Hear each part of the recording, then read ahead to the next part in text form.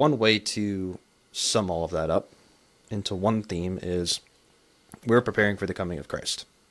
Yes. Like we talked, he's coming as a baby, so prepare for him like a baby.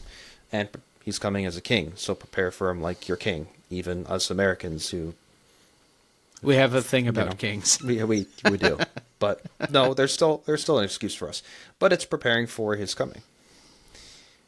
But Christ is a fan of Lord of the Rings. And he had one, yes.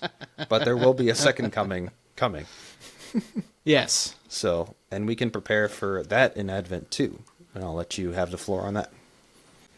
So there was a point I read recently, and giving the credit where it was due, this is an article by Mike Aquilina, probably one of the best historical thinkers in the church in the United States at the time, currently. That is on the Catholic Answers website, about the Church Fathers and Advent. And I believe he was referencing, it was either St. Basil or St. Gregory the Great, who basically declared that Advent should be a time to not just prepare for the first coming of Christ. So yes, when we celebrate Christmas, we are celebrating it as though it is happening for the first time. But Advent is also a fantastic opportunity to remind ourselves that Christ will come again, and to prepare ourselves for that. Yeah. You're not just preparing for your king's coming, you are preparing for your king's return. Because when he left, he wasn't going forever. He was just going to be away for a little while. One day he's coming back, and we have to have ourselves prepared for this. Now, you should do this all the time. You should always be behaving, and should always have habits that reflect this idea that our Lord is going to return at any moment. He can choose any moment that he pleases. But Advent, in particular, is probably the best time of the year to prepare. Maybe even more so than Lent. Because the preparations we take for Advent, the waiting, the pondering, the meditating on the birth of a newborn king,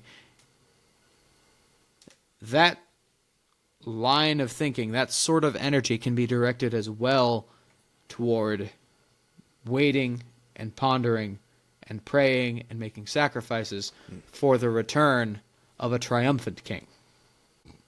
You know, when your king has gone to war, the people are waiting for his return. And then when he returns, there's a celebration. He makes a grand entrance back into the city. Everybody knows that the king is back.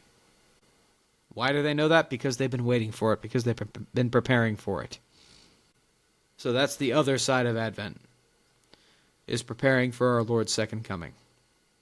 And everybody has always thought they've been in the end times. Technically, we've been in the end times. Some say since our Lord ascended, some say since the death of the last apostle. Kind of splitting hairs on that.